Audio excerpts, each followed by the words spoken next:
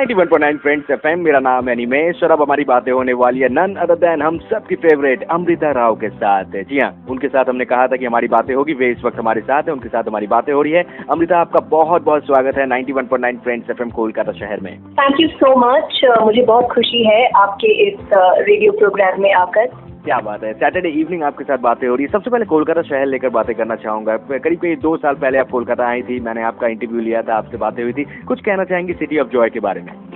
कोलकाता जो सिटी है मेरे लिए बहुत स्पेशल है क्योंकि वहाँ पे मैं काली माँ की बहुत बड़ी भक्त हूँ। So my Dakshineshwar temple is in Kolkata.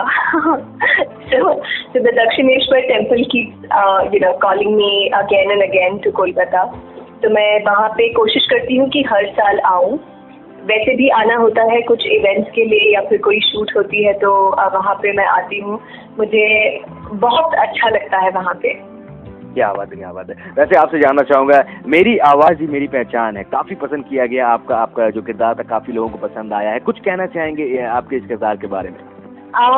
मैं ये कहना चाहूंगी कि मेरी आवाज ही पहचान है कि सबसे बड़ी खास बात थी उसका concept and that I was playing the role of a singer and a very illustrious singer, ऐसी सिंगर जिसे भारत रत्न से भी पुरस्कार गया है।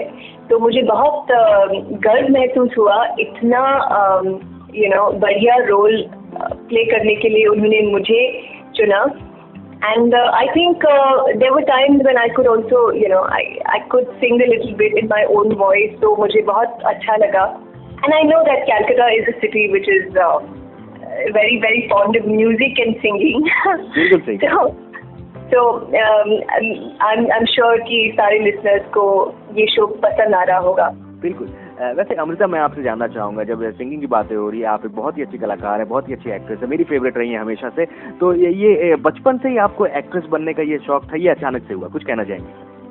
आपने बचपन से सोच रखा था? हाँ, बचपन से जब भी मैं फिल्में देखती थी तो मुझे बहुत ही I don't know, सारे जो हीरोइंस हैं हमारे इतनी खूबसूरत और इतने अलग अलग वैरायटी, मैं कहूँगी वेरिएशन है सब में, सबकी एक अलग पहचान है, खूबी है।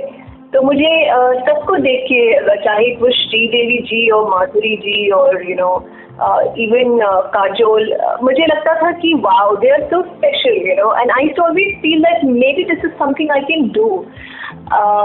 बट सच कहूँ तो मैंने कोई ऐसी कोशिश नहीं की थी कि मैं एक्ट्रेस बनूंगी। It was not like one fine day मैं I woke up and said mummy daddy I want to become an actress, ऐसा कुछ नहीं था। It was just luck by chance और accidentally that I came into this profession. Okay, Amrita, अगर actress नहीं होती तो आज क्या होती? अगर मैं एक्ट्रेस नहीं होती तो शायद मैं एडवर्टाइजिंग और मार्केटिंग फील्ड में होती, पक्का, because that's my father's profession और बचपन से मैंने उनकी खुद की एडवर्टाइजिंग एजेंसी रही है। So I have always seen him talk about branding and marketing and creative captions and, और मैं महसूस करती हूँ कि ये मुझे बहुत naturally it comes to me, like how to position and market a product or brand or PR. So I would definitely be in advertising or marketing. क्या बात है, क्या बात है। वैसे हमारे शो का नाम चीयर्स कोलकाता है। कोलकाता की एक चीज जिसे देखकर अमृता कहेंगे चीयर्स कोलकाता? रसगुल्ला। अरे वाह, क्या बात है। अच्छा, अब कितने रसगुल्ले आप खा सकते हो, आप मुझे बताओ एक साथ? मैं एक साथ ज्यादा नहीं खा सकती, मैं एक साथ में भी 2 खा सकती हूँ। ओके, अमृता, मुझे बताइए फ्यूचर प्लान्स के बारे में कुछ बताइए, और क्या क्या आपने सोच रखा है? जी, आप मुझे बहुत जल्द एक ऐसे फिल्म निर्देशक के फिल्में देखेंगे जिनके साथ मैं पहले भी काम कर चुकी हूँ। उनका नाम मैं रिवील नहीं कर सकती, मगर मुझे बहुत खुशी है कि मैं उनके साथ दोबारा काम करने वाली हूँ।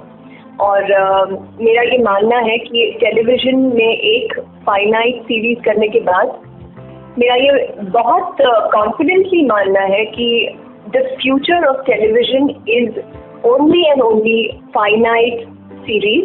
मतलब ये जो इनफाइनाइट सीरियल्स चलते हैं, ये सारा ट्रेंड खत्म हो जाएगा। I think television content will be very slick, very creative, very realistic और very finite, maybe 3 months 4 months, जैसे मेरी आवाज की पहचान है था। जी। तो I'm looking forward to that phase of television. It might come in the next 3 years. Right now, we're not in the best phase of television. I must say that, especially when it comes to fiction content.